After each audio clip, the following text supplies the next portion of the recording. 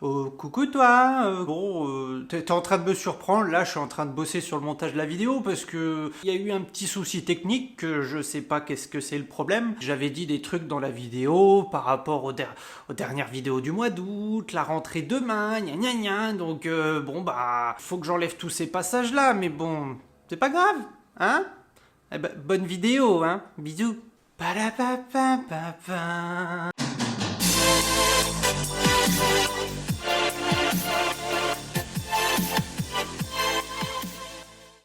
la famille, c'est que j'espère que vous allez vachement bien en cette bientôt rentrée, hein. Bah oui, là ça va arriver. Aujourd'hui on se retrouve pour une nouvelle vidéo où j'avais envie de focus un point quand même important. On n'en parle pas souvent parce que on parle beaucoup de l'enfance du chiot. Nani ? L'enfance, oh là là, quelle horreur. On parle beaucoup des conséquences que ça va avoir, l'éducation du chiot, l'éducation du jeune chien, de l'ado, etc. pour l'avenir, pour l'adulte. Parfois aussi, on se dit, quand on n'y connaît pas grand-chose, quand on arrive dans l'éducation canine, on se dit beaucoup, bon bah voilà, il y a tout le travail à faire pendant 1 an, 2 ans, et après, bah, quand j'aurai un chien adulte, il sera fixé. Voilà, son caractère, son comportement d'adulte, il est comme ça, parce que dans le passé, il y a eu ça, et bah du coup c'est bon, tranquille, voilà, je peux arrêter de faire des efforts. Eh bien non. Si tu vas avoir un chiot, si tu viens d'avoir un chiot, si t'as un très jeune chien, il faut quand même que tu saches un truc important. Je suis pas en train de te dire que ça va être la merde, mais ce que je suis en train de te dire, c'est quoi ? C'est que même le chien adulte, son comportement peut changer. Même le chien adulte peut voir son comportement changer du jour au lendemain, pour tout un tas de raisons. Je pense que si t'as vu la vidéo de la semaine dernière, petite parenthèse, merci à tous parce que c'est un petit succès. Donc, merci, fin de la parenthèse. Si t'as vu cette vidéo-là, que t'as assisté au live de jeudi, puis si tu me suis depuis un bail, tu sais qu'Olive a vécu des changements de comportement tardifs. L'aboiement, pendant 1 an et demi, elle n'a jamais aboyé, elle s'est mise à aboyer du jour au lendemain. Et le second truc à noter, c'est sa réactivité envers les enfants. Olive est devenue, du jour au lendemain, après 2 ans et demi de vie, réactive envers les enfants qui buglent, qui crient, qui courent et qui... dans tes oreilles, sans être dans tes oreilles, mais tu le sens pareil. Donc on a beau me dire, coucou à toi, dans les commentaires que... Bah je comprends Olive, hein, en même temps les gosses qui hurlent, qui crient et tout, c'est chiant. Moi-même je suis le premier à le comprendre, c'est chiant, sauf que dans notre société d'humains, eh ben soi-même ce comportement-là, c'est chiant. Ça fait beaucoup de trucs chiants là-dedans. Donc Olive, comme ça, du jour au lendemain, elle a décidé d'être réactive envers les enfants qui courent, qui buglent.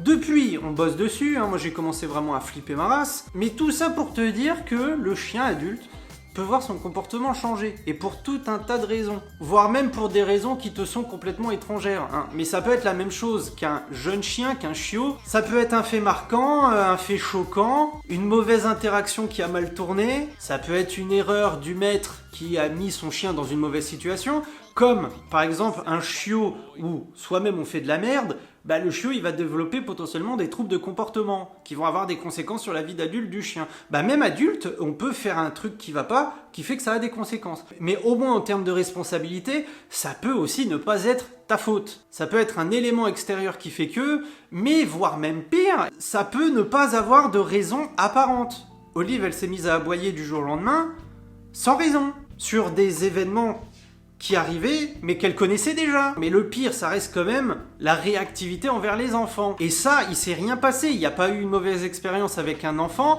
c'est juste que, selon moi, et c'est aussi une des possibilités d'un changement de comportement comme ça du jour au lendemain, c'est que c'est pas dû à un événement qui a eu lieu comme ça. C'est lié à une raison à plus long terme. Et pour moi, c'est à cause des confinements, ces confinements de merde, où pendant longtemps, je vous ai souhaité bon courage pour avoir des chiens bien éduqués, bien dans leur patoune, bien dans leur tête, à travers les confinements, parce que c'est pas évident.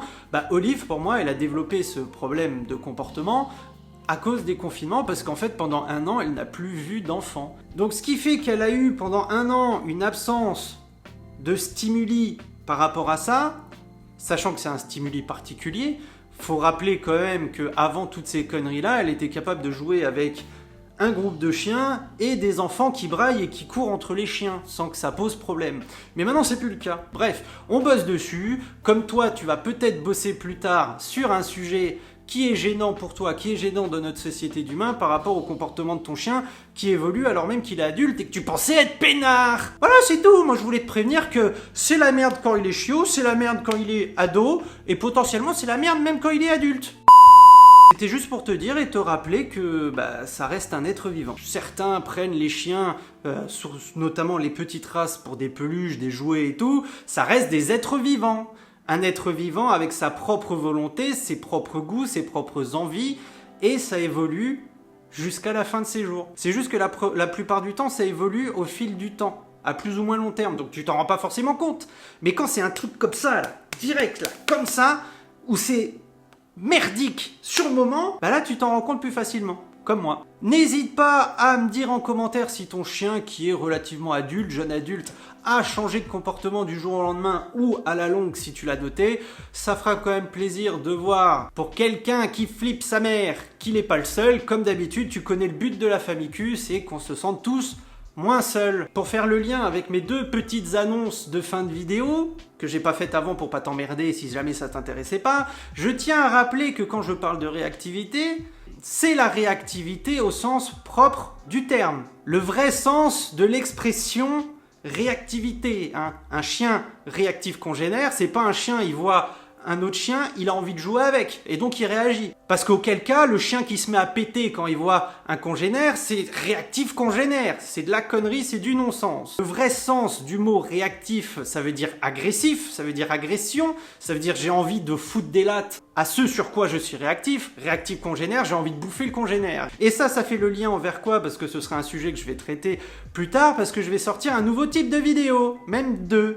Le premier, ce sera de la vulgarisation dans le monde de l'éducation canine. Je ferai des vidéos, vraiment, définition de termes, vulgarisation pour vous expliquer bien. La vulgarisation, c'est quelque chose que je maîtrise parfaitement bien grâce à mon travail de juriste. Parce que les gens que j'ai au téléphone, je dois vulgariser, depuis que je travaille, les termes juridiques à la con. Et on a bossé sur le nom de ce nouveau thème de vidéo avec les gars du Discord. Donc si t'es pas sur le serveur, si t'es pas sur le Discord, tu cliques sur le lien dans la description et tu nous rejoins.